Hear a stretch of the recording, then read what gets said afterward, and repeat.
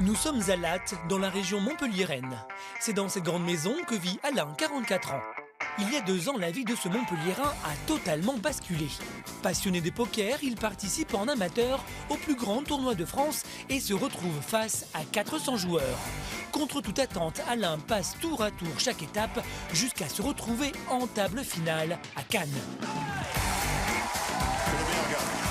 Bon, là, on regarde la valise, on se dit putain, quand même, ça fait beaucoup d'argent. Alors qu'il n'a misé que 100 €, Alain remporte le tournoi et empoche une somme incroyable, 1 million d'euros. En moins d'1 minute, il devient millionnaire. C'était la consécration en fait de dire j'ai réussi à gagner un grand tournoi et c'est ce qui m'a lancé dans le poker aujourd'hui et que je fais partie des joueurs français, on va dire, qu'on voit de partout. Depuis qu'il a gagné 1 million d'euros au poker, la vie d'Alain a complètement changé. Ce gérant d'un hôtel 2 étoiles jouait pour le plaisir environ 2 heures par semaine. En remportant ce tournoi, il intègre une des plus grandes teams, se fait sponsoriser et devient joueur professionnel. Dorénavant, il va de tournoi en tournoi et des trophées et souvenirs, il en a à la pelle. Petite paire de 9, c'est celle qui m'a fait gagner 1 million d'euros au Partouche Poker Tour. C'est la paire qui me fait gagner cette fameuse finale. J'ai mise là parce que c'est l'entrée de mon bureau et que c'est toujours un merveilleux souvenir que de l'avoir. Donc cette fameuse paire de 9. Et le trophée le plus important, là, celui-là, ça c'est le plus important, je dirais le plus beau. C'est une pièce unique, c'est le trophée quand j'ai gagné le tournoi à Cannes. C'est en or blanc, avec des diamants tout le tour. Quand il y a des diamants et qu'il y en a autant, c'est sûr que je pense que ça doit coûter assez cher, oui. Mais bon, quand on aime, on compte pas. Et Alain connaît très bien le dicton, car depuis qu'il a gagné cette somme mirobolante, ce sont ses 3 enfants, âgés de 22 ans, 20 ans et 5 ans, et sa femme, mère au foyer, qui profite de ses largesses, et plus particulièrement sa fille aînée. C'est vrai que ce jour-là, en plus, ça tombe bien, la finale tombe le jour de ton anniversaire. Donc c'est vrai qu'en déconnant, je te dis, qu'est-ce que tu veux pour ton anniversaire? Et tu me dis, ouais, je voudrais bien un petit cabriolet, ça serait sympa. Ouais. Et ce cabriolet, Alain l'a offert à sa fille, Laetitia. Ce jour-là, la place de cabriolet, tu m'aurais dit un 4x4, tu aurais eu le 4x4, c'était comme ça. C'est quand le prochain tournoi? À la fin du mois. Et c'est un gros tournoi où on pourrait négocier une nouvelle voiture? Oh putain, d'accord. Tu crois que c'est tous les jours Noël, toi? Avec son 1 million d'euros, Alain a gâté tous ses enfants, mais depuis, certains ont la folie des grandeurs. C'est vrai que si à la fin du mois, je pourrais exaucer un petit vœu encore qui me reste, c'est avec plaisir. Hein. C'est quoi ton vœu? D'avoir un gros bateau, par exemple. Sinon, un hélicoptère. C'est vrai, mais l'hélicoptère sera plus difficile. Ouais, ça c'est des bêtises, là, vous délirez complètement. Ou des actions au stade Vélodrome, par exemple. Mais là, je crois qu'il ne faut plus que je joue au poker, il faut que j'aille jouer au loto directement. Parce que là, à ajouter tout ça, c'est plus au poker qu'il faut gagner, c'est l'euro million. La vie de luxe a des avantages, mais pour Laurence, la femme d'Alain, ce n'est pas tous les jours facile. Alain est devenu un des joueurs de poker les plus reconnus et le couple est très souvent en déplacement. Pour Laurence, c'est souvent un dilemme entre suivre son mari et profiter de sa famille. J'essaie de faire pour le mieux. C'est très compliqué d'arriver à tout gérer, de la maison, les enfants, le mari, les voyages. Donc je suis souvent dépassée. J'ai peur qu'un jour vous nous reprochiez d'être parti, de vous avoir laissé trop laisser, d'avoir mené une belle vie, de vous avoir laissé là à la maison, peur comme une maman, c'est tout. Ah non, mais non. Quand tu as 14-15 ans à la rigueur, mais quand tu as 20 ans, après tu peux plus reprocher. C'est le métier de papa, tu peux plus reprocher quoi que ce soit après. En effet, la vie d'Alain a bien changé. Malgré tout, il garde un bon souvenir de sa vie passée dans le village de Palavas-les-Flots. Ça, c'est le village de mon enfance, je dirais, et de mon travail. Je suis né dans ce village.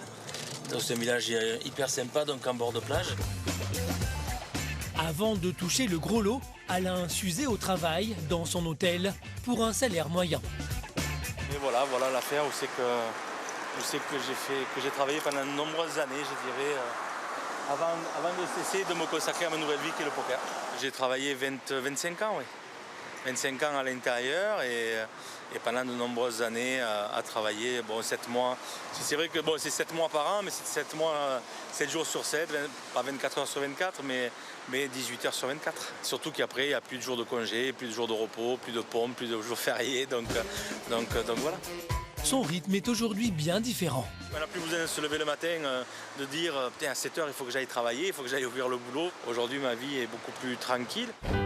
Une vie beaucoup plus tranquille, certes, mais depuis, Alain a tout de même des obligations. Sous contrat, avec un sponsor, il doit être présent sur des tables de poker en ligne environ 2 à 3 heures par jour. Il faut que je joue, c'est toujours un plaisir de jouer de toute manière. Maintenant, dès que je suis à la maison, je joue un peu sur Internet. Voilà. Je joue des tables où c'est qu'on va pouvoir gagner 300 ou 400 euros et perdre 300 ou 400 euros. Même si Alain a la tête sur les épaules et ne mise pas de grosses sommes, comme tout joueur qui se respecte, il lui est arrivé de se laisser prendre au jeu. On va dire que ça arrive à tous les joueurs de craquer, parce qu'on est énervé, parce qu'on a, comme se dit dans le jargon du poker, on a tilté. Voilà, ça m'est arrivé une fois, mais ça peut aller jusqu'à 20 000 euros. Ce soir-là, t'avais perdu? Ce soir-là, j'avais perdu beaucoup d'argent. Et ce soir encore, ça semble mal parti pour lui. Alain est un compétiteur et ne supporte pas l'échec. Je viens de sauter. J'avais mis 200 euros, je viens de perdre 200 euros en 10 minutes. Ça me gonfle, ça, putain. Ça fait cher de l'heure. Pour tout le monde, gagner 1 million d'euros du jour au lendemain s'apparente à de l'argent facile. Mais qu'en est-il réellement pour Alain? Comment ses proches ont-ils réagi face à ce changement de vie si soudain? Y a-t-il des inconvénients à mener une vie faite de destinations de rêve et d'hôtels de luxe? Le château de Ternay dans la Vienne. C'est dans ce magnifique édifice de 50 pièces datant du XVe siècle que vivent Loïc, 50 ans, et Caroline, 51 ans, comte et comtesse de Ternay. Ses parents de 4 enfants, agriculteurs de profession, ont hérité de ce trésor en 1999. Un héritage hors norme, tant par sa superficie que par sa valeur financière. Mobilier ancien, dorures inestimables, vitraux d'époque sont maintenant leur quotidien. Problème, devenir châtelain du jour au lendemain quand on n'en a pas les moyens n'est pas de tout repos. Ah, c'est la vie de château.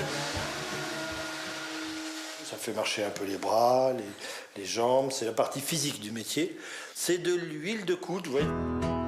Si aujourd'hui Loïc et Caroline habitent ce somptueux château classé monument historique, leur ancienne vie était tout autre. Leur quotidien était rythmé par leur métier de céréalier et d'éleveur de chèvres.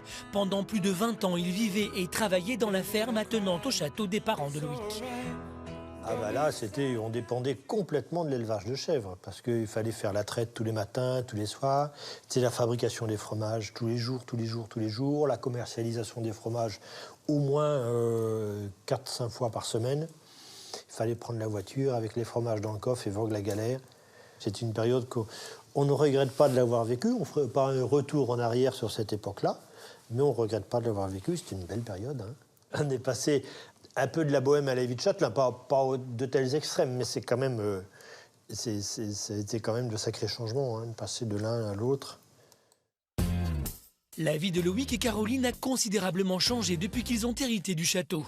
Leurs préoccupations ne sont plus les mêmes, plus de traite, plus de fromage de chèvre, à la place un cadre de vie incroyable. Lorsque la question de l'héritage se pose, aucun des 5 frères et sœurs de Loïc ne désire reprendre le château. Loïc décide donc avec Caroline de tenter l'aventure.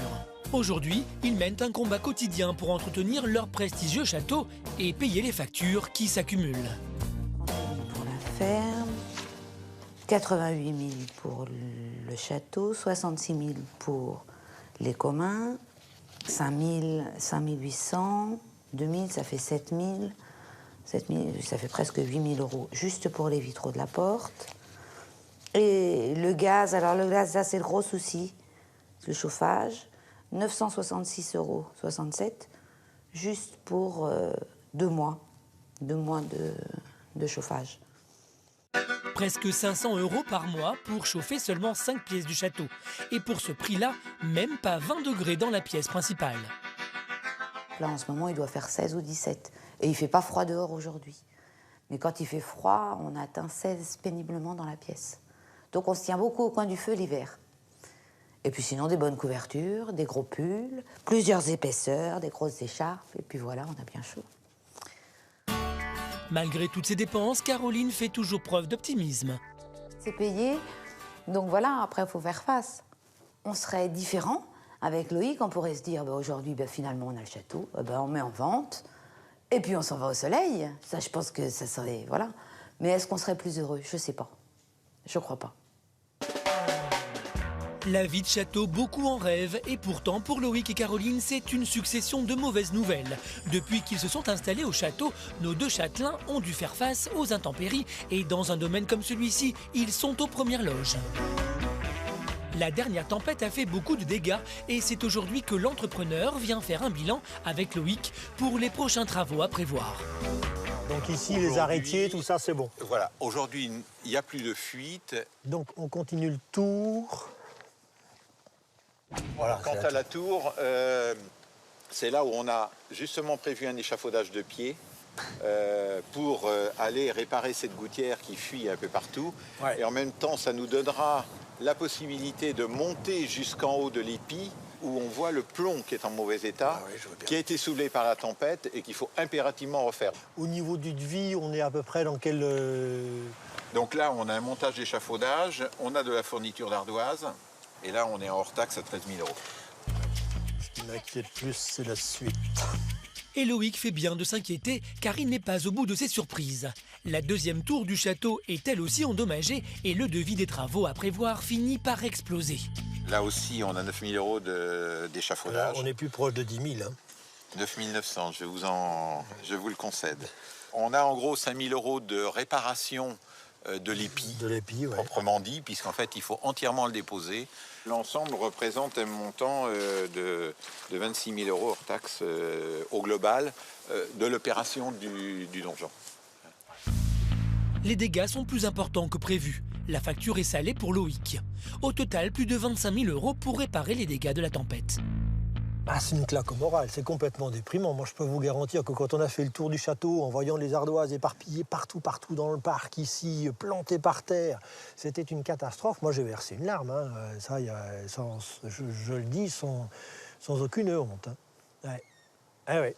Ben, c'est comme ça. Alors, c'est pas qu'on n'en voit pas le bout, mais c'est vrai que... on se passerait bien de ça, parce que s'il n'y avait pas ces travaux-là à faire, eh ben, on pourrait investir dans autre chose et on améliorerait certainement la maison par d'autres bouts. Une fois les entrepreneurs partis, Loïc encaisse le choc. Cet héritage familial est un véritable gouffre financier et les châtelains vont devoir faire face à des dépenses qu'ils ne sont pas en mesure d'assumer. Merci, à bientôt.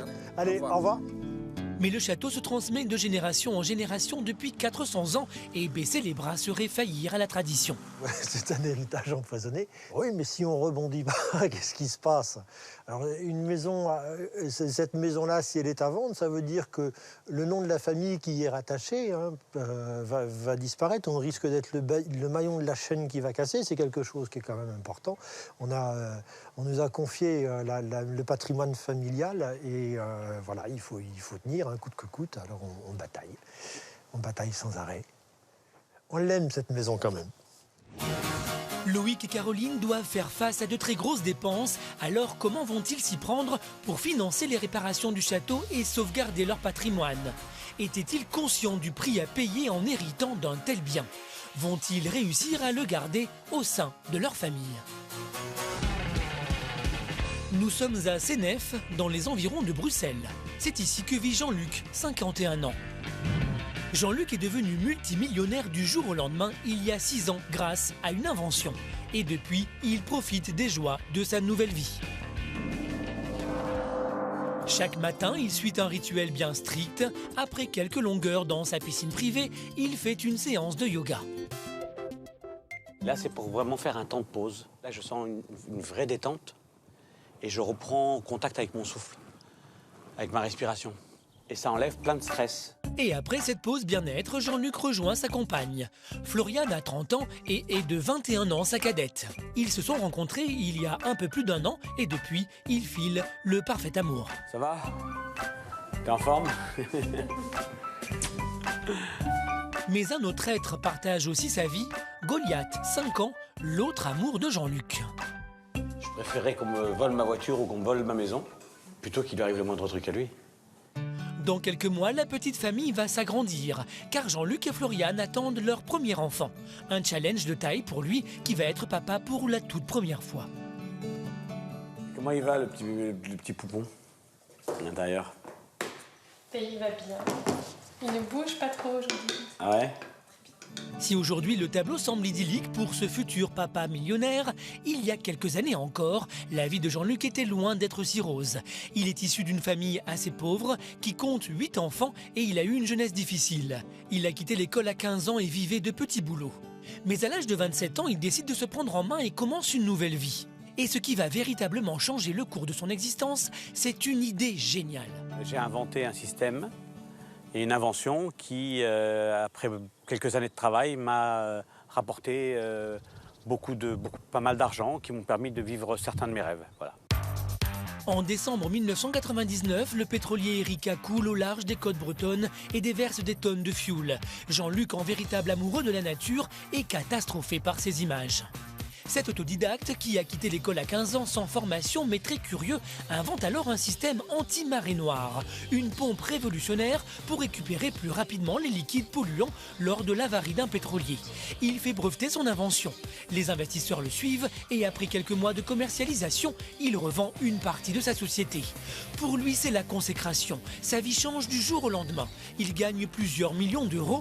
Il peut s'acheter tout ce dont il a toujours eu envie. Et son premier achat, la maison de ses rêves. 4 hectares de terrain avec un haras et une somptueuse propriété de 700 mètres carrés à 1 200 000 euros.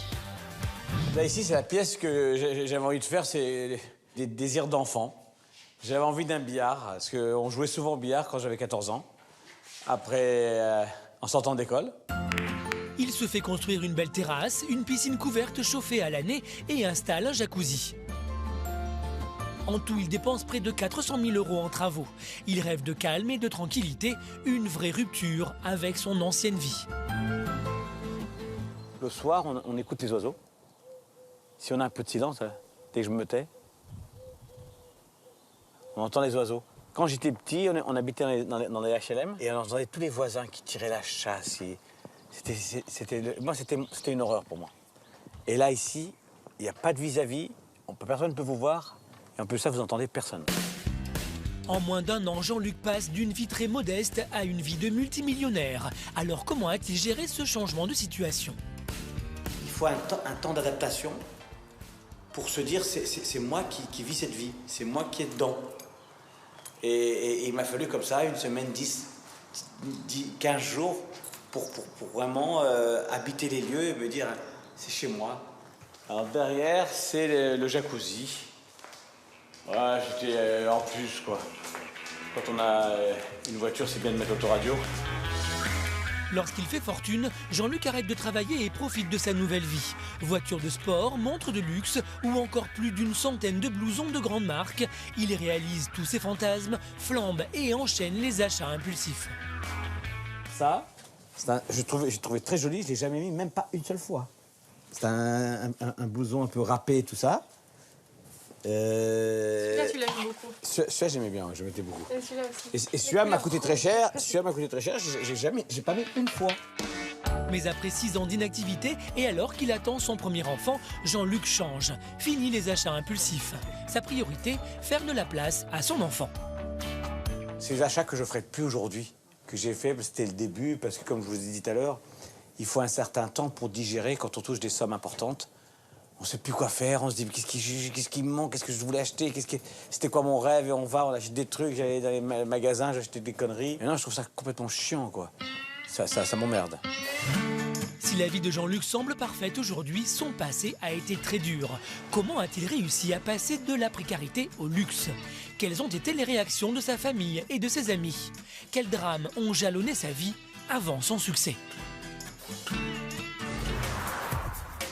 Il est 4 h du matin à Bellegarde en Forez et comme tous les jours, Pascal, 35 ans, enfourne les croissants et pain au chocolat pour les clients de sa boulangerie. Une journée type, on se lève à minuit et demi, j'attaque à 1h pour attaquer à 1h du matin. Faut travailler environ jusqu'à souvent 11h30. Pourquoi 11h30? Simplement pour aller chercher les enfants à l'école. Donc voilà, je vais les chercher. On mange ensemble à midi, je les ramène à l'école à 1h30 et je vais me coucher jusqu'à 4h30 où il faut aller les chercher à l'école de nouveau. Et après, je reviens travailler ici jusqu'à 7h30, 8h le soir. Cela fait presque 20 ans que Pascal travaille sans relâche dans sa boulangerie. Ce père de famille qui vit à un rythme éreintant va mettre fin à sa carrière de boulanger car il y a quelques semaines, un événement incroyable a bouleversé sa vie. Il a gagné près d'1 200 000 €. J'espère que je vis mes derniers instants de boulanger. J'ai fait le choix d'arrêter la boulangerie pour profiter de ce qui nous est arrivé, pour améliorer mon quotidien, pour avoir plus de temps libre. Du temps libre pour profiter de ses deux fils, Johan, 4 ans, et Landry, 7 ans, qu'il a eu avec sa compagne Amandine. Elle est âgée de 25 ans et travaille avec lui depuis 8 ans. Ça y est, c'est parti pour la journée. Une bonne journée qui s'annonce. Il est parti cette nuit, moi j'arrive ce matin. On se croise. Si Pascal a fait fortune, ce n'est pas avec un ticket gagnant ou une invention fructueuse, mais plutôt grâce à sa passion. Mon père était un passionné de chevaux, un passionné de course. Et il m'a emmené tout petit sur les champs de course, tout petit chez les entraîneurs de la région. Donc moi j'ai vite pris le virus. Il m'a emmené, je pense, sur les champs de course même avant que je sache marcher. Une simple passion qui se transforme en véritable conte de fées qu'il partage avec Jean-Pierre Gauvin, ami et entraîneur de chevaux de course. Bravo Pascal, félicitations. Il y a 4 ans, Pascal achète son premier cheval, Saunois, avec un associé pour seulement 10 000 €. Il est plutôt petit et n'a pas, a priori, les qualités pour s'aligner face à des champions. Mais contre toute attente, il parvient à se qualifier pour une course prestigieuse, le prix du Jockey Club. Avec Saunois également qui termine de plus en plus fort, accompagné encore Pat Patrick dans la cale, avec Saunois qui a pris l'avantage et qui va s'imposer. Parmi les propriétaires les plus fortunés et les chevaux à plusieurs millions d'euros, c'est Pascal et Jean-Pierre qui remportent à leur grande surprise la première place sur le podium d'une des plus importantes courses hippiques. Quand on a vu Saunois passer le poteau en tête, on est tombé dans les bras l'un de l'autre, quoi. C'était la joie, les larmes, les rires. C'était extraordinaire, c'était extraordinaire. Antoine Alain Saunois s'impose dans le Jockey Club. Pour ces deux petits propriétaires, c'est un véritable miracle qui fera la une des journaux. En plus d'un gain de 1 200 000 € qu'ils partageront tous les deux, Pascal et Jean-Pierre sont de véritables stars dans le milieu. Le regard des turfistes, des entraîneurs, des autres propriétaires, ils changent. Vraiment, on a marqué les gens, quoi. Comme je dis souvent, on leur a fait donner du bonheur et on les fait rêver en se disant que ça peut leur arriver à eux comme ça nous est arrivé à nous. Avec plus de 600 000 € net, Pascal a décidé de vendre sa boulangerie et de devenir propriétaire de chevaux à plein temps. Lui qui a toujours vécu simplement, comment va-t-il gérer sa nouvelle vie? Va-t-il décider de flamber ou restera-t-il fidèle à ce qu'il est?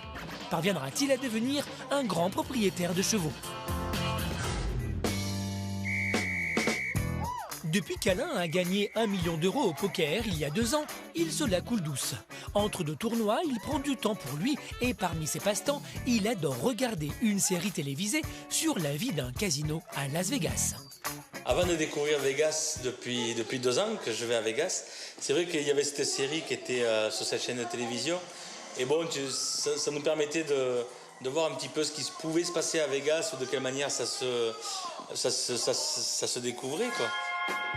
Auparavant, Alain enviait les joueurs qui pouvaient aller à Las Vegas. Maintenant, il fait partie de ces privilégiés et Vegas n'a plus aucun secret pour lui. Vegas, c'est une ville où c'est qu'il n'y a pas d'interdit et où c'est qu'en fait, en fonction de tes moyens, tu peux avoir tout ce que tu désires à Vegas. Tout. Je veux dire, ils te le font comprendre quand tu arrives dans les hôtels. Si tu es un gros joueur, eh bien, plus tu joues, et plus tu as des chambres qui sont grandes, et plus tu joues, et plus tu as des voitures qui sont longues, et plus tu joues, et plus si tu es célibataire, tu peux avoir de jolies filles, et ainsi de suite. Donc il n'y a rien qui est interdit à Las Vegas.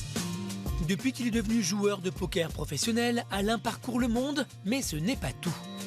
Bonjour tout le monde. Il fait souvent la couverture des magazines spécialisés. Daniel, sa belle-mère, collectionne même les parutions d'Alain dans les journaux. C'est la première fois que j'allais à Londres. Première fois, oui. Et que vous étiez venu avec moi d'ailleurs. Ouais. Ça remémore les bons souvenirs. Bon, j'espère qu'ils vont continuer, mais de temps en temps, c'est vrai que regarder tous ces livres-là que vous me faites, c'est sympa. C'est vous qui me suivez maintenant, même si vous comprenez rien au poker. Rien du tout. Moi, je vois Alain Roy, on peut je prendre. Et pourtant, avant la victoire d'Alain, sa belle-mère ne voyait pas le poker d'un si bon œil. Il y a 4 ans, je ne pensais pas faire tout ça, Alain. Tu sais, le poker de mon temps, c'était vraiment un tabou. Hein. Il faut pas que tu casses les pages. Tu sais, comme Papé Louis aimait ça. Et alors, je gardais le mauvais souvenir du poker dans les salles obscures des fonds de café. Il fallait pas dire qu'on joue au poker. Et il serait très fier s'il était là. Maintenant qu'Alain est joueur professionnel, lui et sa femme vivent au rythme de ses déplacements dans des destinations de rêve. Ce soir, le couple doit se rendre dans un palace à Lyon où Alain va disputer un prochain tournoi très important pour lui. Laurence, sa femme, ne se lasse pas des avantages de sa nouvelle vie. On va aller à Las Vegas, aux Bahamas. Je sais pas, on va régulièrement en Italie, on va à Vienne, on va dans toute l'Europe. Donc c'est une très très belle vie que je souhaite à tout le monde. Une vie dont tout le monde rêve. Voyages autour du monde, sacs de luxe et bijoux de grands joailliers sont maintenant le quotidien de Laurence, mais pour elle, il y a tout de même un lourd prix à payer. C'est vrai que bon, c'est que des grands hôtels, que des belles destinations, que des trucs de luxe, que... Et donc, sur place ici, dans ma région, je n'ai plus de copains ni de copines, je ne vois plus personne.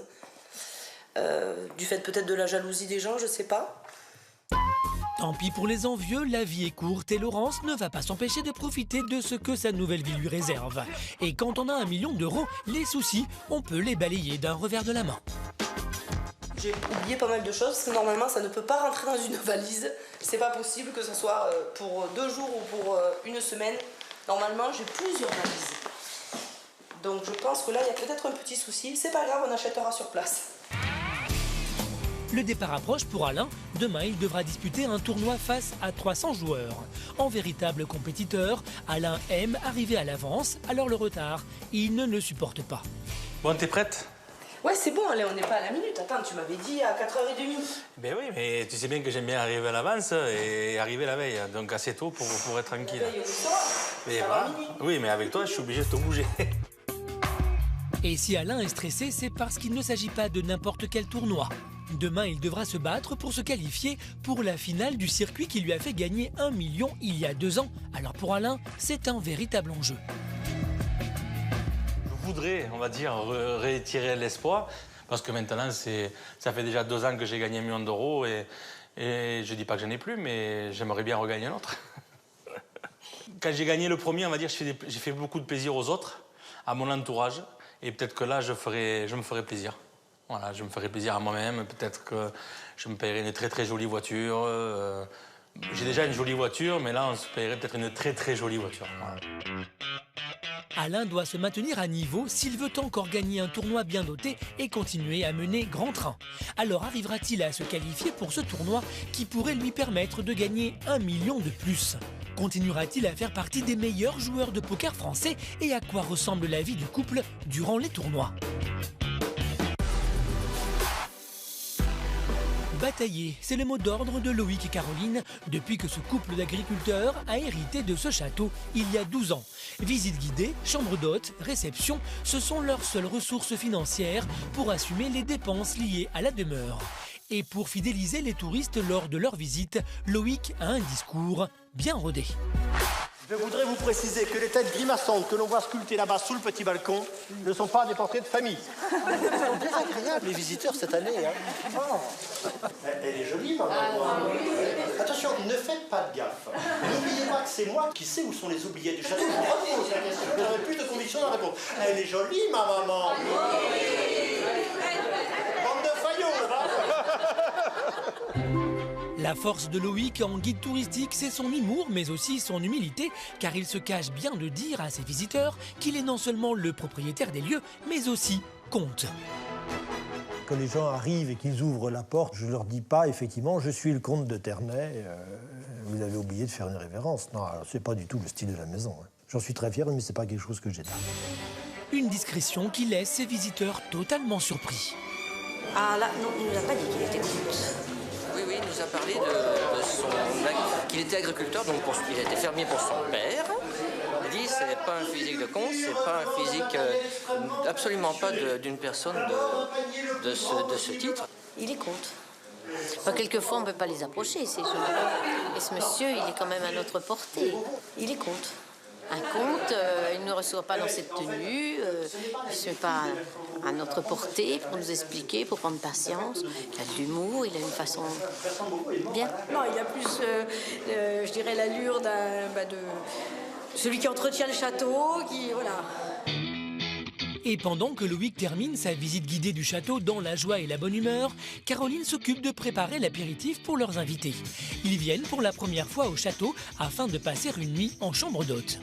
Je vais remettre une bûche. Les verres sont là. Je vais leur montrer un livre du château qu'on a sorti.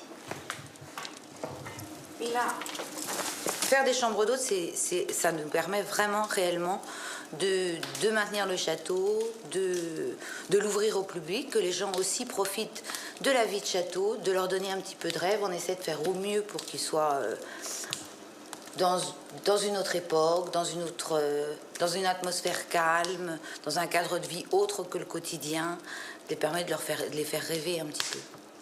Ceci, au petit soin pour mes invités, je vais leur mettre un peu de musique. On va laisser l'expert peut-être. Parce que ça, c'est la machine de mon mari. Tous ces appareils. Oh, ben voilà. Parfait. L'apéritif, un moment agréable que les châtelains tiennent à partager avec leurs invités, mais aussi l'occasion de revenir avec eux sur cet héritage hors du commun. Ils ont été les seuls à accepter de reprendre le flambeau. Aucun des 5 frères et sœurs de Loïc n'a voulu ce cadeau encombrant. Ça fait combien de temps que vous avez repris Terre d'Eau ? Écoute, ça fait 12 ans. 12 ans cette année. Lorsque papa a rassemblé les frères et sœurs la première fois en posant la fameuse question « Qui veut reprendre Ternay ?», on a tous dit non. Tous dit non, les 5 frères et sœurs. 5 frères et sœurs. Ouais. Ternay, c'est une charge monumentale aussi. Il y a ça aussi, et puis il y a le fait que tes parents, à l'époque, ils n'étaient pas si vieux que ça. Et que moi, j'imaginais pas un jour, voilà. Moi, je m'étais installée avec Loïc à la ferme, on était bien. Loïc et Caroline étaient bien installés et n'imaginaient pas devoir reprendre le château. Leurs moyens financiers n'étaient pas suffisants pour assumer cet héritage colossal, mais il était impossible pour eux de voir le patrimoine familial céder à des inconnus. Les parents ont fait un travail, mais complètement fou dans le château. Vous imaginez le crève-cœur que ça aurait été pour eux de voir que notre génération décide d'abandonner. Mais c'est vrai qu'il y a des moments où on se dit oh, saloperie de baraque, quoi. Ça, ouais. On s'en passerait bien, quoi. De la vie de château, de temps en temps, on s'en passerait bien. Ouais. Ça, c'est mieux chez les autres. La vie de château, c'est toujours bien, mais chez les autres. C'est ça qui est bien. Loïc et Caroline ont accepté de perpétuer la tradition familiale en reprenant le château de leurs parents, mais assumer un édifice de 50 pièces n'est pas de tout repos. Réussiront-ils à faire face aux nouvelles charges que nécessite cet héritage colossal? Usés par 12 ans de sacrifices, vont-ils tenir le coup? Leurs enfants accepteront-ils de prendre la relève? Nous sommes samedi et il fait beau en Belgique. L'occasion pour Jean-Luc et sa compagne Floriane de passer un week-end au bord de la mer sur la côte belge. Jean-Luc est devenu multimillionnaire il y a 6 ans grâce à une invention anti-marée noire. Depuis, sa vie a totalement changé. Il peut s'accorder tous les plaisirs dont il a envie, une situation bien différente de ce qu'il a connu quand il était plus jeune. Dans mon enfance, on vivait dans un 2 pièces. Et on était 10 dans un 2 pièces avec mes parents, mes frères et sœurs. Je n'avais pas les jouets de certains de mes amis. Je n'avais pas les vêtements de certains de mes amis. J'ai toujours pensé qu'il y avait des gens qui naissaient riches et patrons et d'autres qui naissaient pauvres et ouvriers. Et qu'on ne pouvait pas passer d'un côté à l'autre. Et pourtant, à 45 ans, c'est la consécration pour lui. Grâce à son invention, il passe d'une vie modeste à une vie de multimillionnaire. Lorsqu'il fait fortune, il fait d'abord la fierté de sa famille, mais très vite, le nouveau statut de Jean-Luc crée des tensions. Peut-être qu'ils attendaient que je partage quelque part ma fortune avec eux. Et c'est vrai que quand on a 7 frères et sœurs, plus 17 neveux et nièces, si j'avais dû partager ma fortune, en 6 mois, j'avais plus rien. Je ne pouvais pas subvenir à leurs besoins. Et je ne pouvais pas les faire changer de vie, c'est pas possible. Alors Jean-Luc préfère s'éloigner et vient habiter ici, en Belgique. Mais il ne rompt pas pour autant avec son ancienne vie. Il garde contact avec sa famille, mais également avec de très bons amis d'enfance. Jean-Luc a d'ailleurs invité Jean-Marc et Michael, qu'il connaît depuis plus de 20 ans, à passer le week-end avec lui au bord de la mer. Si Jean-Luc aime venir dans cette station balnéaire de la côte belge, c'est qu'il y a passé du temps, et notamment à bord de son yacht. Les amis, entrez. J'adore ce terme. C'est vivifiant, hein. C'est ce qui me manque depuis que je viens plus dormir au bateau. J'imagine. La nuit, je me réveillais, j'allais sur le pont, j'allais... Jean-Marc et Michael ont connu Jean-Luc dans ses années sombres. Car avant d'être multimillionnaire, Jean-Luc a souffert d'un alcoolisme sévère. Pendant près de 10 ans, sa vie n'était rythmée que par les excès d'alcool. Il a même frôlé la mort à plusieurs reprises. On faisait la fête, simplement, et puis lui, il fêtait plus que nous, quoi. Parce qu'il buvait un peu plus que nous, quoi. Donc moi, je ne pensais pas que j'étais alcoolique, je pensais que j'étais dépressif, mal dans ma peau, et que l'alcool était juste un médicament qui me permettait de sortir de ce cauchemar. J'ai frôlé la mort comme des centaines d'alcooliques. J'ai fait 2-3 fois des accidents de voiture. J'ai fait une tentative de suicide, mais la plupart des alcooliques en font. Grâce à l'association des alcooliques anonymes, cela fait maintenant 21 ans que Jean-Luc ne boit plus. Et à son tour, il aide les alcooliques à s'en sortir. Il a même écrit un livre sur son histoire, il y a 3 ans. J'ai écrit ce livre en me disant je l'offrirai à des nouveaux venus pour qu'ils puissent s'identifier et se dire tiens, si ce mec-là s'en est sorti venant d'où il vient, peut-être que moi je peux m'en sortir. Jean-Marc et Michael ont toujours soutenu Jean-Luc. Lorsqu'il a fait fortune, c'était pour eux bien mérité. Il garde le pied sur terre, il n'est pas gonflé d'orgueil parce qu'il sait d'où il vient, parce qu'il n'a pas oublié. Il n'a pas trop changé, mais bon, il s'habille mieux, il vit mieux, quoi. D'autres amis, en revanche, n'ont pas aussi bien réagi et Jean-Luc a préféré s'en éloigner. J'avais un ami qui me disait, quand tu as de l'argent, la plupart des gens qui sont autour de toi ne pensent qu'à un truc, c'est de trouver un moyen pour te prendre. Alors que ce soit par des dons ou par des investissements. Mais c'est vrai, j'ai remarqué qu'il avait raison. Je ne juge pas du tout ça. Mais par contre, je me protège. Voilà, c'est différent. Tout ça, c'est du passé pour Jean-Luc. Alors qu'il attend son premier enfant, il a décidé de se remettre à travailler. Comment, après 6 ans de rente, va-t-il le supporter? C'est quoi ce bordel? Mais non, c'est pas possible. Allez, là, on change tout. Son nouveau business va-t-il faire de lui un homme encore plus riche? Quel changement devra-t-il opérer dans sa vie? Belle garde en Forez. Pascal a gagné 1 200 000 € grâce à son cheval de course. Depuis cette victoire, il a mis sa boulangerie en vente et en attendant de changer de vie, le boulanger a une petite astuce pour se donner du courage. Je regarde la vidéo pratiquement tous les jours, oui. Ça fait des bons souvenirs, ça remet un peu de peps, ça fait du bien au moral.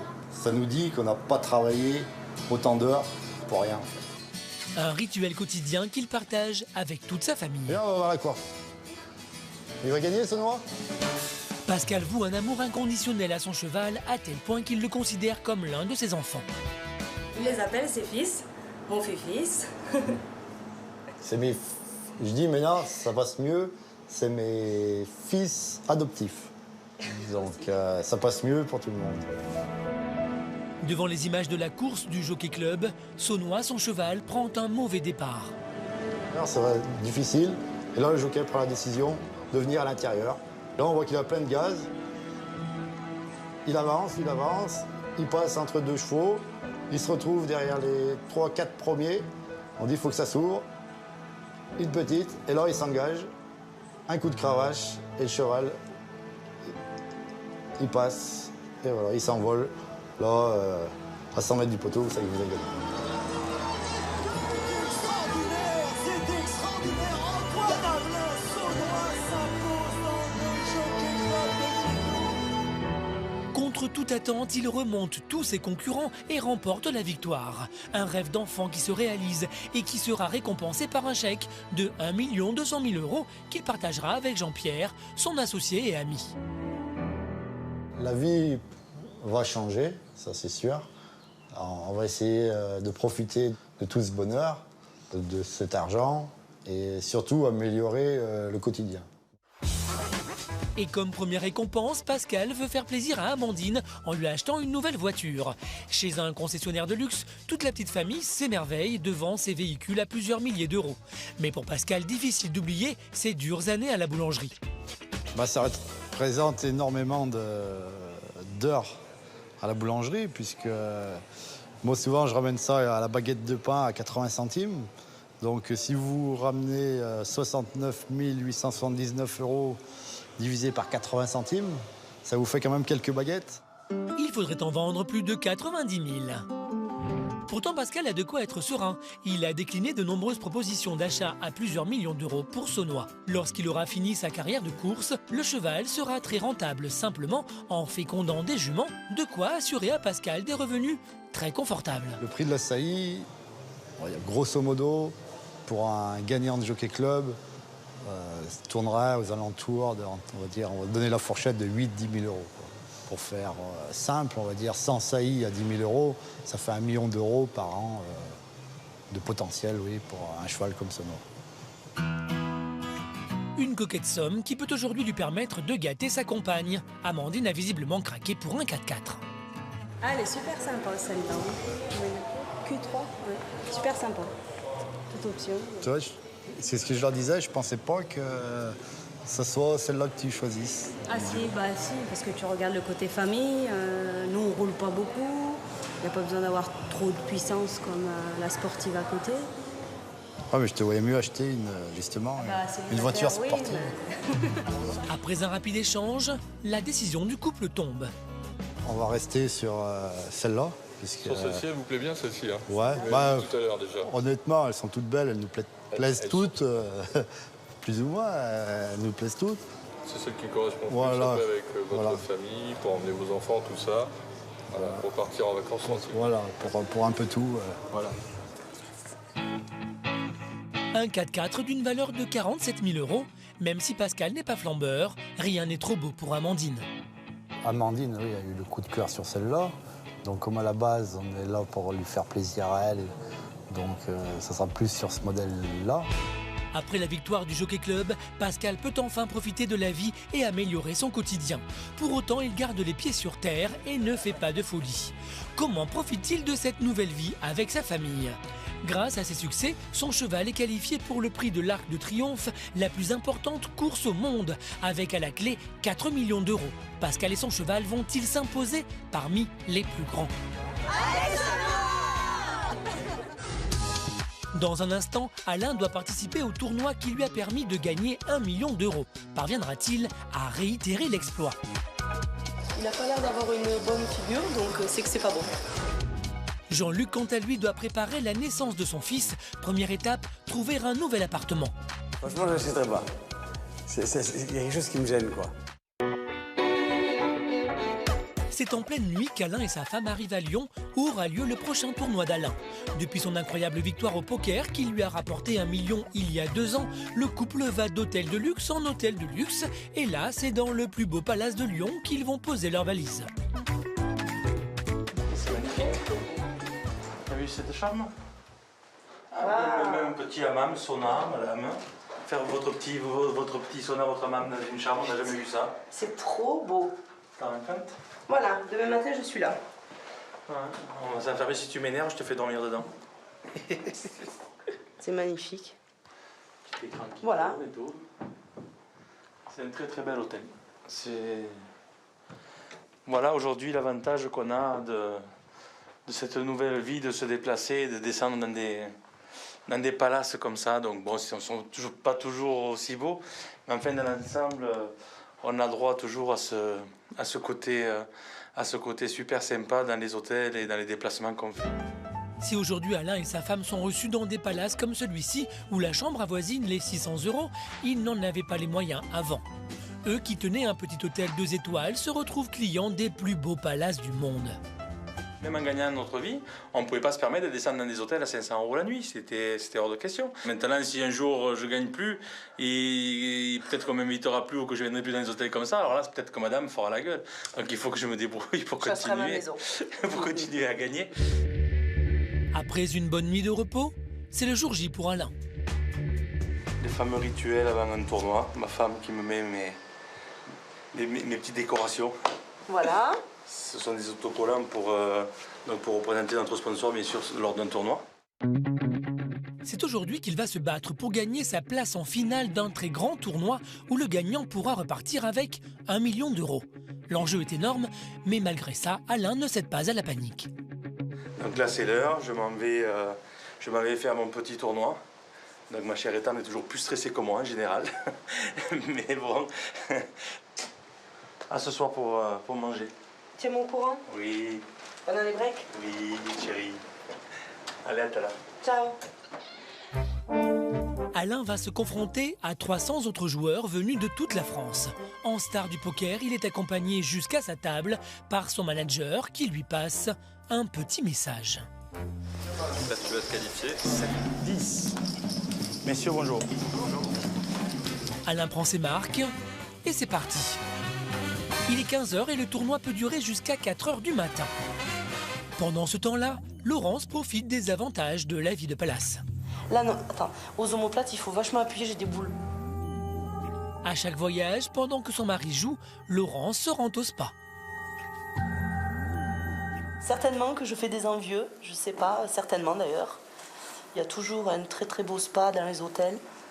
C'est vrai que moi, j'en profite depuis maintenant 3 ans. Lui, il est en train de se battre pour gagner un truc et moi, je suis en train de dépenser ce qu'il n'a pas encore gagné.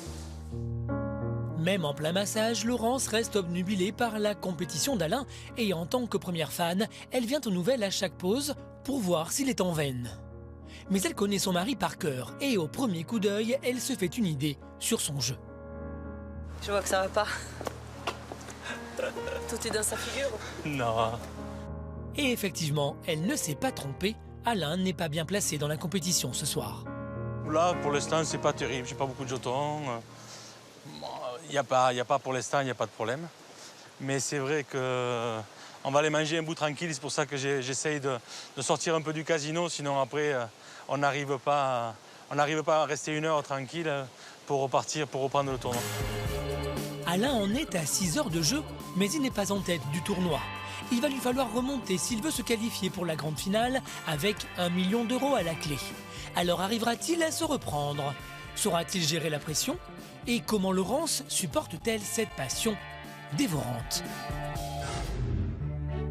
Depuis que leur vie a basculé en héritant d'un magnifique château il y a 12 ans, Loïc et Caroline mènent tout de front pour ne pas avoir à revendre leur héritage. Le château est immense et c'est une lourde tâche pour ce couple car les deux sont des châtelains un peu particuliers. À Ternay, il n'y a aucun personnel pour les aider. Si on prend quelqu'un, on est obligé de le rémunérer correctement. Et donc, du coup, c'est en moins pour nous, pour le quotidien. Donc, c'est pas possible. On a quand même 4 enfants étudiants. C'est pas possible. On est à la campagne. Ça veut dire des chambres d'étudiants. Ça veut dire les études. Enfin, bon, plein de choses. Et on peut pas se permettre de prendre quelqu'un, pour l'instant, tout du moins. On se dit, oh, ben, ils ont un château, ils ont de l'argent, ils ont une vie agréable, etc. C'est vrai qu'on a la chance d'habiter dans un cadre de vie extraordinaire, mais il y a tout l'autre côté, l'entretien, qui quelquefois, on se dit, bah, c'est pas possible. Caroline est sans cesse aux petits soins pour ses visiteurs et hôtes d'une nuit. Les sacrifices du couple pour garder au sein de leur famille cette demeure hors norme ne laissent personne indifférent, bien au contraire. La revente du château assurerait à nos châtelains une vie paisible au soleil, mais leur ténacité pour le garder force l'admiration de leur entourage. Quand on voit l'ampleur des lieux, c'est quand même épatant. Hein. C'est pour planifier les travaux, gérer, financer, la tâche est quand même colossale. C'est très méritant, vraiment. Je trouve qu'il faut beaucoup de détermination, beaucoup de passion. Pas de temps mort au château.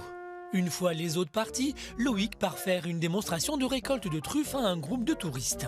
C'est un des avantages de sa nouvelle vie de châtelain, car avant d'hériter du château, Loïc ne récoltait pas des truffes, mais du blé, et c'était beaucoup moins amusant. C'est carrément un autre métier. Quand Caroline me voit partir avec mon panier pour les truffes, elle a l'impression que je vais travailler, mais il ne faut pas lui dire, en fait, je m'amuse. Allez, où est-ce qu'elle est, cette coquine-là ? Là, c'est totalement différent, parce que récolter les blés, c'est pas exactement la même technique. Et Ça sent délicieusement bon. Où est-ce qu'elle est? Eh bien là... Eh ben, je vais pas retourner toute la truffière quand même. Malgré tout, Loïc ne tire quasiment aucun profit de la récolte de truffes et pourtant, au prix du kilo, ça mettrait du beurre dans leurs épinards. Mais mon record ici, c'est une truffe de 580 grammes, une truffe comme ça. L'idéal, c'est la truffe à peu près de cette taille-là, bien ronde, bien formée, et ça, c'est le rêve, ça. Ouais. Ça, si on pouvait en ramener quelques tonnes à l'hectare, on ferait quelques billets de 10 000 et puis ça mettrait des ardoises sur les toits. Voilà. Loïc a bien conscience que sans ces petites attractions pour touristes et sans ces visites guidées, il peut dire adieu à son château. Alors, sous couvert d'une petite plaisanterie, il fait passer un message. Allez, on va leur rendre leur liberté. J'espère que vous n'avez pas trop cassé les oreilles. Non, très bien, très instructif. Ben, faites-nous de la pub si vous avez supporté ce qu'on vous a fait subir. Voilà. Encore une matinée bien remplie pour Loïc et Caroline. Un petit moment de repos s'impose pour reprendre des forces.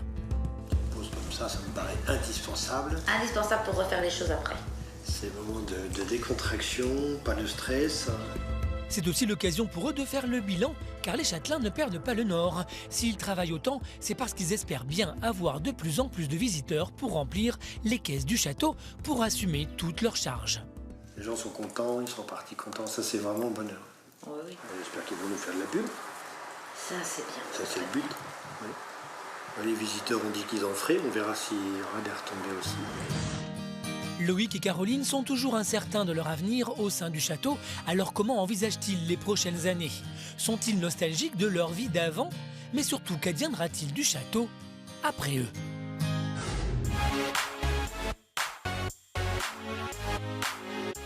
Nous sommes à Bruxelles, avenue Louise, une des avenues les plus huppées de la ville. Jean-Luc a fait fortune grâce à une invention. Après 6 ans de rente, et alors qu'il attend son premier enfant, il est temps de se remettre au travail. Depuis 2 mois, il s'est lancé dans un nouveau business. On est combien? On est 4? L'ouverture d'un magasin d'alimentation bio de 400 mètres carrés en plein cœur de Bruxelles. Jean-Luc y a investi presque 1 million d'euros. Il l'a ouvert il y a 15 jours et il fait déjà sa fierté. Avant, les magasins bio, c'était des tout petits magasins et tout. Là, c'est vraiment une petite supérette bio. Avec ce magasin, Jean-Luc ne compte pas refaire fortune, mais simplement s'occuper. Car quand il est devenu millionnaire, Jean-Luc a arrêté de travailler. Et après 6 ans sans rien faire, les journées commençaient à être longues. J'ai passé tous les matins à faire ma piscine, à faire mon yoga, à me prendre une douche. Je sortais de chez moi, il était midi. Un peu comme les vieilles bourgeoises qui ont hérité d'un divorce. Je m'ennuyais à mourir. Et là, tous les matins, je me réveille, j'ai des choses à faire, j'ai des choses à m'occuper. Mais après 6 ans sans travailler, dur de se remettre au boulot. 1 heure de travail plus tard, Jean-Luc se dissipe déjà. Coucou. C'est quoi ce bordel? Mais non, c'est pas possible. Allez, là, on change tout. J'ai un coup de barre, je te dis pas. C'est crevant après 5 ans, 6 ans sans rien faire, de se remettre au travail. En même temps, c'est très excitant, c'est super agréable. Et en même temps, je suis crevé.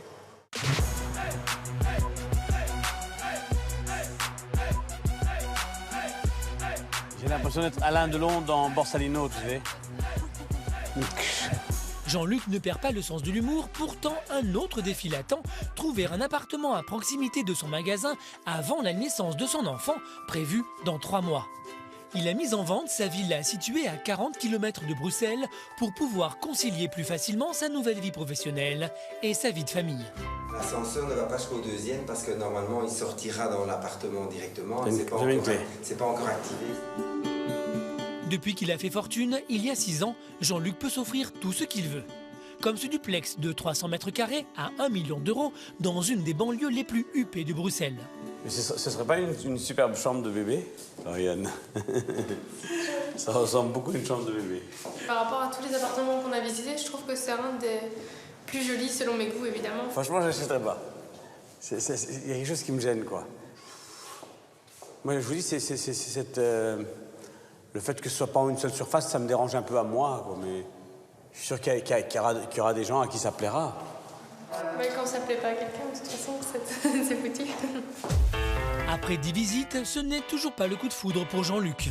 À moins de 3 mois de la naissance de leur premier enfant, le couple va devoir multiplier les visites pour enfin trouver son bonheur. Aujourd'hui, il leur reste encore beaucoup de choses à faire, notamment du shopping pour le bébé. Je me dis que ça approche, donc à la fois c'est chouette et c'est mignon, et à la fois c'est un peu stressant de se dire on arrive à la fin, est-ce qu'on sera prêt, est-ce que... voilà. Au bout de quelques minutes, Jean-Luc est déjà fatigué. J'ai horreur de faire le shopping. N'importe quel shopping. Ça me fatigue. À peine Floriane a-t-elle le dos tourné que Jean-Luc s'assoit dans un coin. Tu trouves ce que t'aimes? Ouais. Bah, prends ce que t'aimes. Floriane, je lui fais confiance à 100%, elle sait ce qu'elle veut. Bon, elle va me demander un ou deux avis, mais elle a bon goût, elle a très bon goût, Floriane. Donc, je lui fais confiance à 100%. Je serai là pour l'addition, c'est tout. Et l'addition, Jean-Luc est content de la payer. Il sait que c'est uniquement par amour que Floriane est avec lui.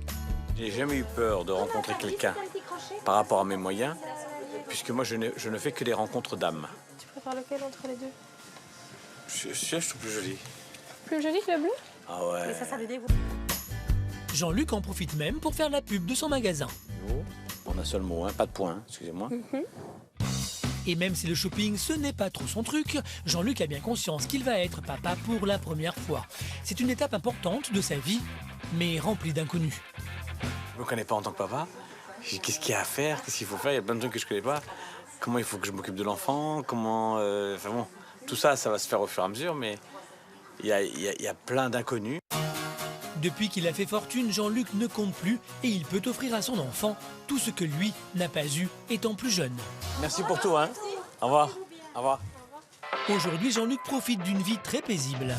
Il travaille actuellement sur un nouveau projet qui ne manquera pas de surprendre ses amis. Dans quel domaine étonnant compte-t-il se lancer? Et pourquoi? Quelle nouvelle folie prépare-t-il? Aujourd'hui, Pascal est à Vichy. Ce boulanger, qui a gagné 1 200 000 € aux courses grâce à son cheval, a décidé d'emmener sa famille en week-end. Depuis qu'il a gagné le Jockey Club, Pascal, qui travaille 15 heures par jour depuis 20 ans, a enfin du temps pour profiter des siens. Moi, ce que je vais rechercher maintenant que j'ai gagné le Jockey Club, c'est d'avoir plus de temps libre. C'est vraiment ça l'objectif. Il nous est arrivé quelque chose d'extraordinaire. Donc ce serait dommage de ne pas en profiter ou de le gâcher. Pas de folie, pas de dépenses inutiles. Pour Pascal et sa famille, le simple fait d'avoir du temps est déjà un luxe qu'ils ne pouvaient pas s'offrir auparavant. C'est vrai que c'est vraiment plus profiter de la famille sans forcément dépenser de l'argent. Il n'y a pas besoin de dépenser pour faire une petite balade en famille. Il fait beau, on profite des vacances, c'est génial. Et on va en profiter maintenant beaucoup plus souvent. Cela fait presque 1 an que le couple n'a pas pris un seul jour de congé, alors depuis qu'ils ont gagné la course, les choses changent un peu. Cette nuit, j'ai dormi 9 heures. Non-stop. Sans me réveiller. Mais pas question de s'emballer. Malgré un compte en banque plus que confortable, Pascal garde la tête froide. J'essaye de tout prendre en compte, quoi. Et que tout le monde, enfin toute ma famille, on va dire, puisse en profiter pleinement et le plus longtemps possible. Mais Pascal n'a pas emmené sa famille à Vichy par hasard. Attendu à l'hippodrome dans quelques minutes, Pascal assistera à la course d'un cheval sur lequel il a récemment investi. Sa nouvelle vie de propriétaire est lancée. Ce qui me plaît quand je viens aux courses, c'est justement j'oublie totalement la boulangerie. Et comme d'habitude depuis sa victoire, les propriétaires viennent à sa rencontre pour parler de cette incroyable aventure. Je voudrais bien vivre un jour ce qu'il a vécu, quoi. Moi, je le souhaite à tout le monde. Mais je suis bien conscient que ce qui nous est arrivé, c'est exceptionnel. Et que j'espère que ça arrivera, même à d'autres petits propriétaires. Une victoire qui fait rêver, mais la belle aventure va-t-elle se poursuivre? On est l'équipe gagnante du Jockey Club, alors même pour les gens, ils nous associent à ça forcément. Même nous. Le numéro 12 Festivalière se retrouve à l'arrière-garde avec Touchy Kings ainsi que Bloomberg là, le numéro 14 qui ferme la marche. Le début là est en face avec Carouse à l'extérieur qui est à la hauteur de faire le tambour avec Domino qui est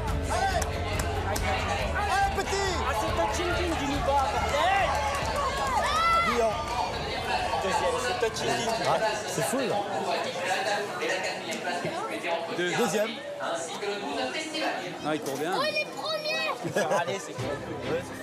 Pas trop de déception pour Pascal, son cheval a fini deuxième, mais ce n'est que le début d'une nouvelle aventure.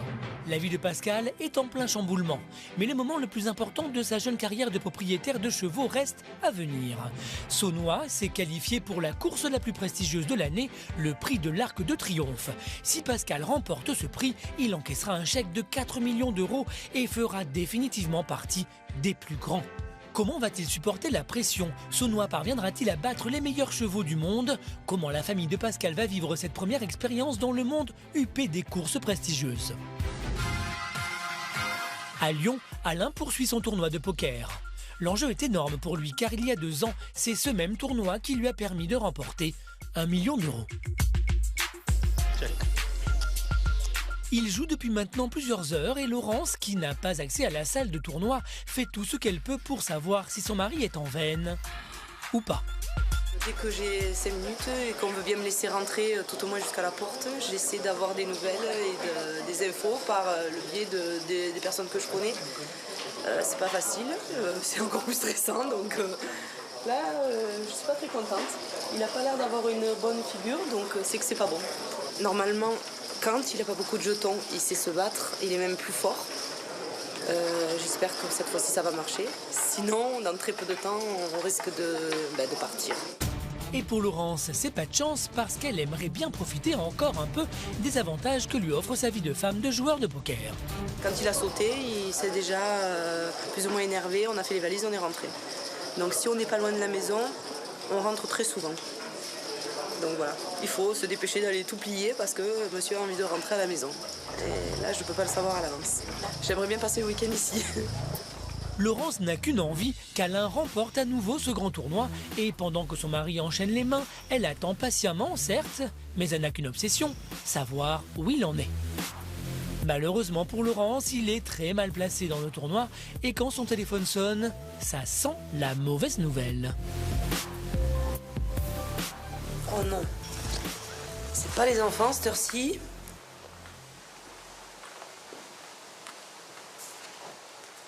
Oh non. C'est Alain qui vient de sauter, donc voilà. Il n'a pas réussi à remonter, ou je sais pas ce qui a pu se passer. Je vais partir le rejoindre. Je vais quand même appeler les enfants. Allô Alex? Oui, c'est maman. Ça va? Non, ça va pas, papa vient de sauter. Donc, il vient de m'envoyer un texto, je vais aller voir. Et il se peut qu'on rentre demain, je sais pas, je vais aller voir et je te tiens au courant. Ouais, la semaine prochaine, on repart de toute manière. Laurence profite de ce coup de fil pour savoir comment vont les enfants. Bon, la petite, ça va? Ta sœur? Bon, ça va. Bon, allez, sois tranquille. Rentre pas tard. Envoie un texto quand tu rentres. Ciao. Bisous, ciao. Et en mère poule, elle fait comme elle peut pour cesser de culpabiliser de ses absences. J'essaie de les appeler, tout le temps. Et même un peu plus. Quand on part en déplacement, j'essaie de compenser notre absence par des cadeaux, des trucs, n'importe quoi. Normalement, je ramène toujours quelque chose aux enfants.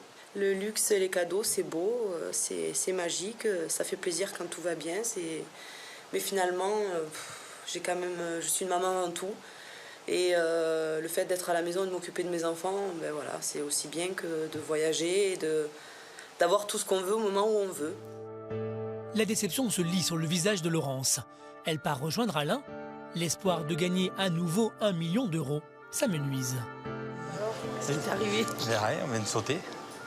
On a pris deux mauvais coups et voilà, en 2 coups, à dégager. Après le repas, ça va rester sur l'estomac. Ah. C'est pas grave, on verra la prochaine fois. Bah oui, c'est pas grave, c'est pas un souci. C'est dur. Ah. Bon allez, on va se coucher. Allez. On y va. Toujours déçu un peu quand on vient de sortir d'un tournoi, mais ça dure pas longtemps. Dans 5 minutes, ça ira mieux. Mais bon, ça fait partie du jeu, c'est les périodes qui sont comme ça et on va essayer de la faire passer et de repartir de l'avant. Alain ne s'est pas qualifié pour le tournoi qui lui aurait permis d'ajouter 1 million d'euros à celui qu'il avait déjà en poche, mais rien n'est perdu. Il continue de parcourir le monde pour disputer des tournois et sa femme Laurence continue sa tournée mondiale des suites luxueuses et des plus beaux spas.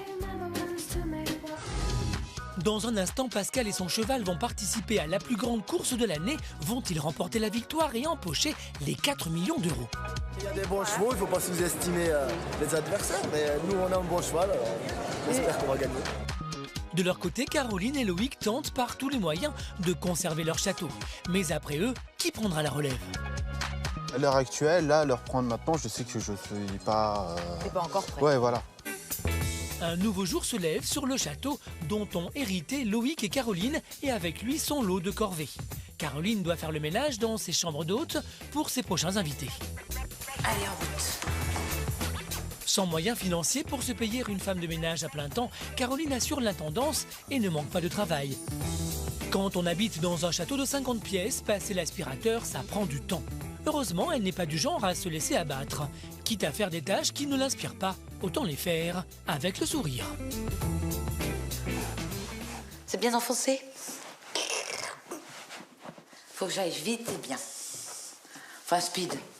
Je sais pas si je suis rapide.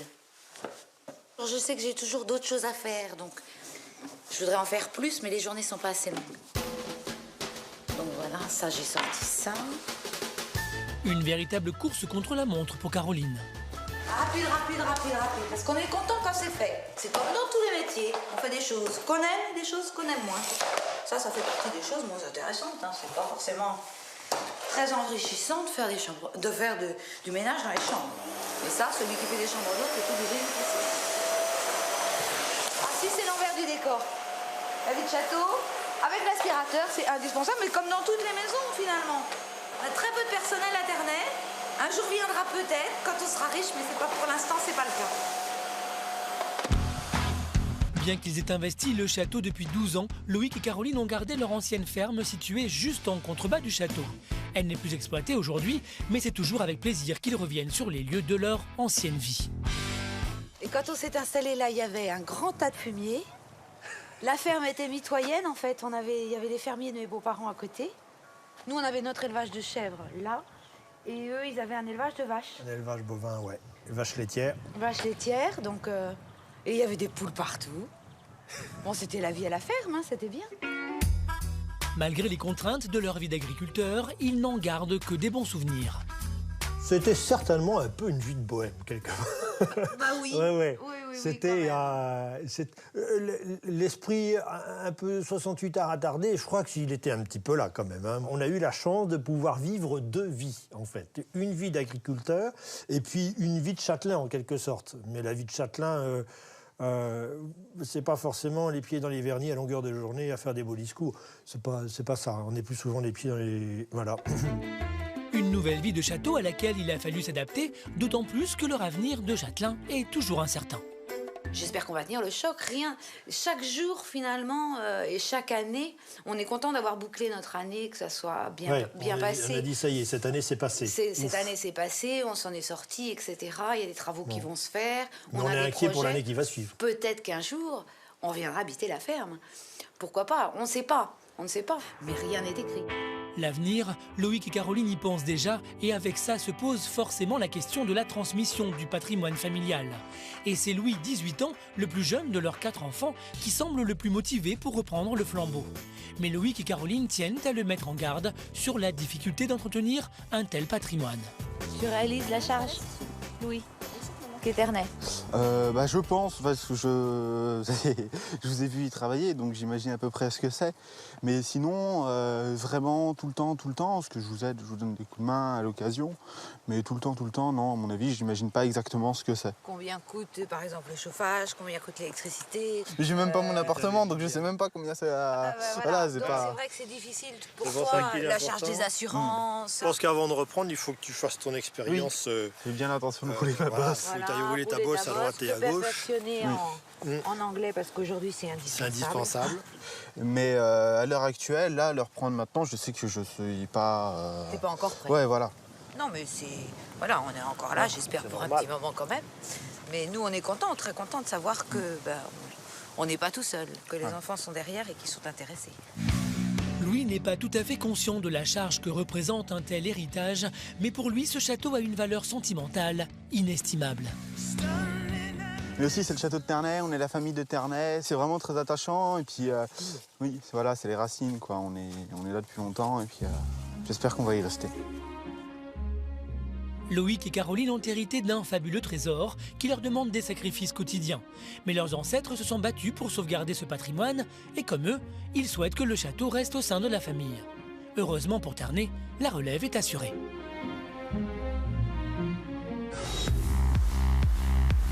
Il est 10h à Bruxelles quand Jean-Luc et Floriane, sa compagne, arrivent à leur magasin. 6 ans après son invention qui lui a rapporté plusieurs millions d'euros, Jean-Luc se remet au travail en lançant un magasin bio dans un des quartiers les plus huppés de la ville. Vous êtes pour quelque chose ? Aujourd'hui, comme chaque matin depuis 2 mois, Jean-Luc et Floriane font l'ouverture. Et à chacun son poste. Je fais la caisse, je la mets dans le tiroir. Et puis le lundi matin, je fais toutes les commandes. Pendant ce temps-là, Jean-Luc renseigne ses clientes en quête d'une silhouette parfaite. Est-ce que vous avez voulu quelque chose qui mange un peu les graisses? Oui. Il y a un truc qui marche très très bien, on n'en a même plus ces derniers, c'est ça. Et c'est tout? C'est tout. Il n'y a rien d'autre qui bloque l'estomac? Des journées qui ressemblent à celles de monsieur et madame tout-le-monde. À un détail près, ils ne travaillent que quelques heures par jour. Donc on démarre les 2 premières heures et on finit les 2 dernières heures. On travaille à peu près 4 heures par jour. Ce qui leur laisse pleinement le temps de profiter de l'après-midi. Quand il a fait fortune, Jean-Luc a pu assouvir sa passion pour les chevaux et refaire entièrement son haras. Ben là, en fait, on est dans les écuries que j'ai fait tout refaire. Et j'ai fait faire ça par un forgeron qui les a fait toutes un par un à la main. Il est coupé comme ça devant. C'est super joli à voir. Hein. Ça, j'ai fait importer ça par le même artisan qui fait le cadre de Saumur. Le cadre de Saumur, c'est ce qu'il y a de plus prestigieux pour le dressage des chevaux. Rien n'est trop beau pour ces chevaux. Ce que j'adore, c'est quand je vais les voir, j'ai l'impression de voir des enfants. Voilà, qui sont pleins d'affection, plein de gentillesse. Ils sont naturels, s'ils n'ont pas envie de venir vous voir, ils ne viendront pas vous voir. S'ils ont envie de faire un bisou, c'est pour faire un bisou. C'est pas pour vous demander un prêt pour le mois prochain.